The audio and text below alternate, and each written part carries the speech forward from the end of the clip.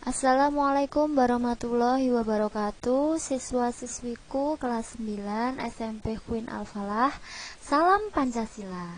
Baik, pada pertemuan kali ini kembali lagi kita dengan pelajaran yang kita sayangi, pelajaran yang sama-sama kita cintai, yaitu pendidikan Pancasila dan kewarganegaraan. Setelah minggu kemarin kita sudah melakukan ulangan harian. Nah, untuk pertemuan kali ini kita akan melanjutkan materi dari bab sebelumnya, yaitu kita menginjak materi bab 2. Namun sebelumnya, mari bersama-sama kita membaca bismillah terlebih dahulu, dengan harapan semoga pembelajaran pada hari ini dapat berjalan dengan lancar, dengan penuh semangat dan penuh tanggung jawab. Bismillahirrahmanirrahim. Baik anak-anakku, minggu lalu kita sudah menjalani penilaian harian bab 1. Nah, yang nilainya kalian sudah bisa lihat langsung ya. Kemarin kita pakai metode kuis. Nah, pada pertemuan kali ini kita masuk di bab 2, yaitu pembukaan Undang-Undang Dasar tahun 1945. Nah, pada subbab A, yaitu pokok pikiran pembukaan Undang-Undang Dasar 1945. Kalau di bab 1 kita membahas tentang dinamika penerapan Pancasila sebagai dasar negara dan pandangan hidup bangsa. Kalau di bab 2 ini kita membahas konstitusi negara kita, yaitu Undang-Undang Dasar 1945, kaitannya dengan pokok pikiran pembukaan Undang-Undang Dasar 1945.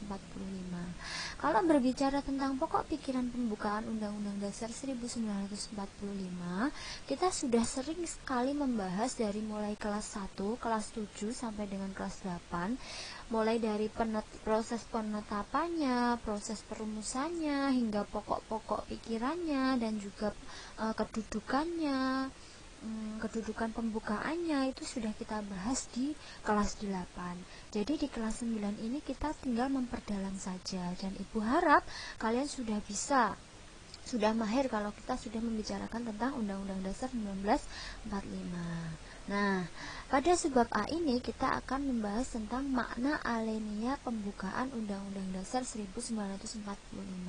Namun sebelum kalian menyimaknya, silahkan disiapkan bukunya ya. Jadi kalau ada materi seperti ini, silahkan kalian catat. Karena kan tidak selalu kalian itu menyimpan file ini di dalam HP, pasti nanti akan terhapus dan sebagainya. Jadi tolong dicatat hal-hal yang sekiranya penting. Oke, makna alenia pembukaan Undang-Undang Dasar 1945. Kita tahu bahwa pembukaan Undang-Undang Dasar 1945 itu terdiri dari berapa alenia?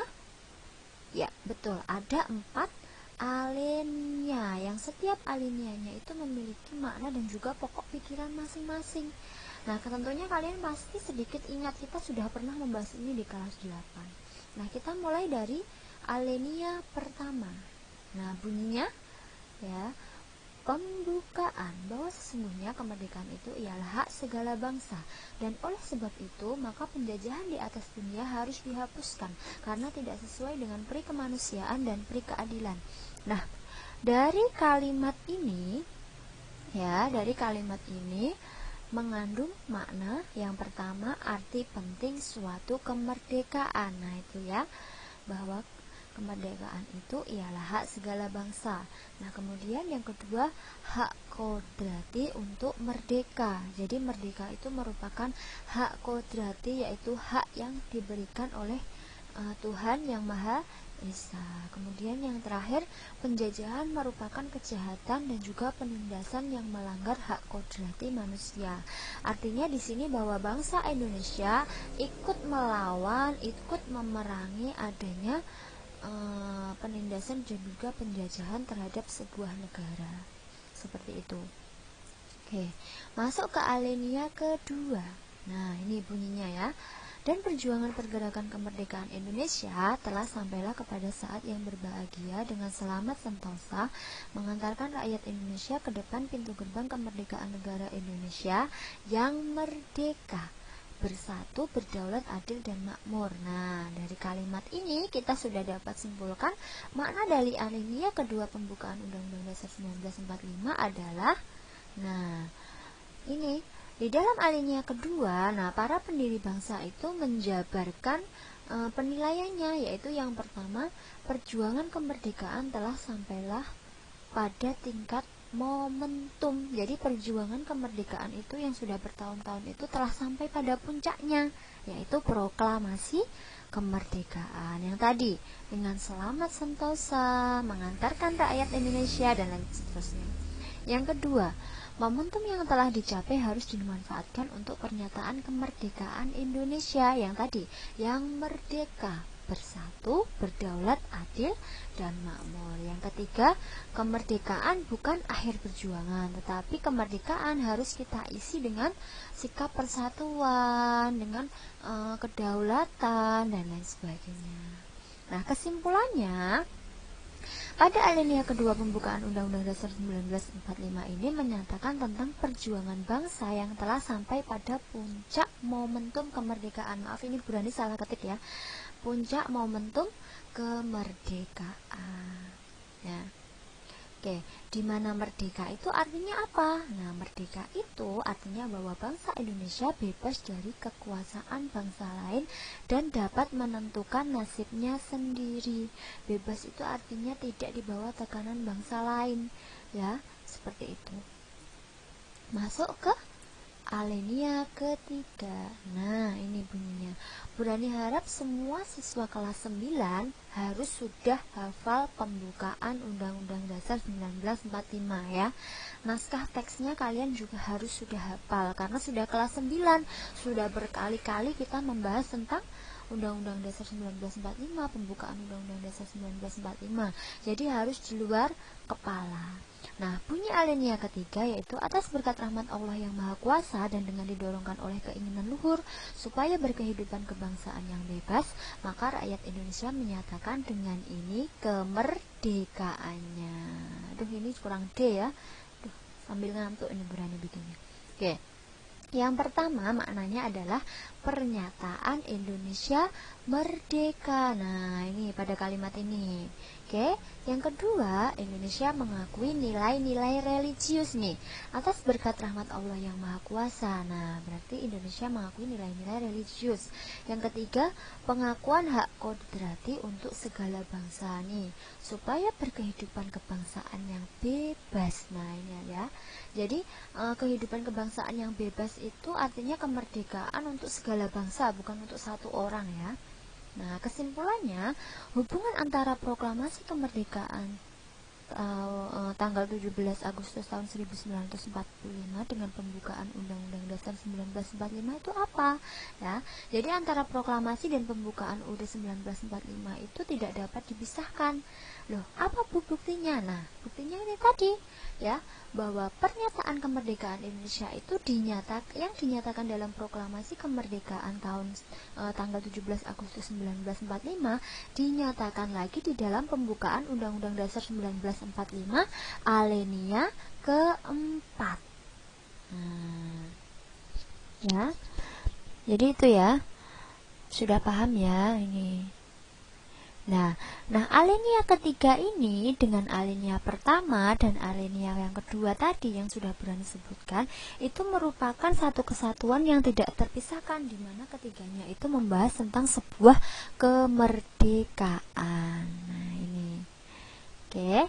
Nah, inilah yang disebut bahwa pembukaan Undang-Undang Dasar 1945 itu merupakan cerminan suasana kebatinan dari proklamasi kemerdekaan Indonesia. Baik, yang terakhir alinea keempat. Nah, ini sering sekali ya Bu Rani bahas. Nah, alinea keempat ini merupakan inti dari alinea 1, 2, dan 3. Kalau alinea 1, 2, dan 3 itu membahas tentang mulai dari arti penting kemerdekaan, kemudian perjuangan sebuah kemerdekaan, kemudian pernyataan kemerdekaan. Nah, alinea keempat ini memuat fungsi-fungsi atau pokok-pokok kenegaraan. Ya, ini bunyinya ya, bisa dibaca sendiri. Kemudian daripada itu, untuk membentuk suatu pemerintahan negara Indonesia yang melindungi segenap bangsa Indonesia dan seluruh tumpah darah Indonesia, ya kurang ini ya, kurang ya, coba Dicatat ya, melindungi segenap bangsa Indonesia dan seluruh tumpah darah Indonesia, ya, kurang dan seluruh tumpah darah Indonesia, dan untuk memajukan kesejahteraan umum, mencerdaskan kehidupan bangsa, dan ikut melaksanakan ketertiban dunia yang berdasarkan kemerdekaan, perdamaian abadi, dan keadilan sosial, maka disusunlah kemerdekaan kebangsaan Indonesia itu ke dalam suatu undang-undang dasar negara Indonesia yang terbentuk dalam suatu negara Republik Indonesia yang berkedaulatan rakyat dengan berdasar kepada ketuhanan yang Maha Esa, kemanusiaan yang adil dan beradab, persatuan Indonesia, dan kerakyatan yang dipimpin oleh hikmat kebijaksanaan dalam permusyawaratan perwakilan,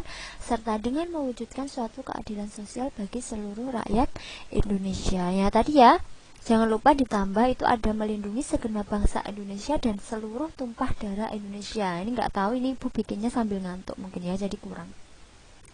Oke, nah apa makna alinea keempat? Tadi sudah berani tekankan ya inti-intinya. Nah, ini memuat pokok prinsip-prinsip kenegaraan. Jadi alinea keempat itu memuat bentuk negara Indonesia itu apa, kedaulatannya seperti apa, dasarnya apa. Nah ini ada di alinea keempat. Dan ini sudah sering berani ulang-ulang.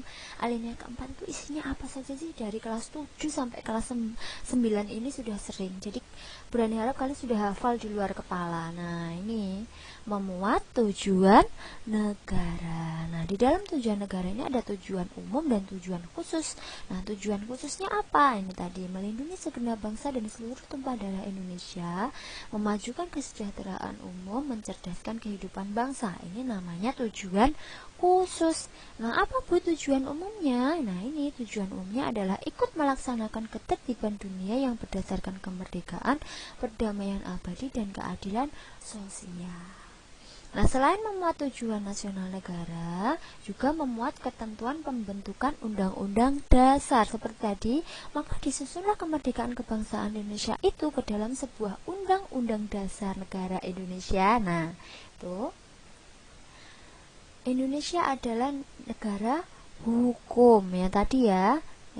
Jadi kalau sudah ada ketentuan bahwa pembentukan undang-undang dasar, artinya bahwa negara Indonesia itu harus punya peraturan. Nah, peraturannya itu adalah namanya hukum.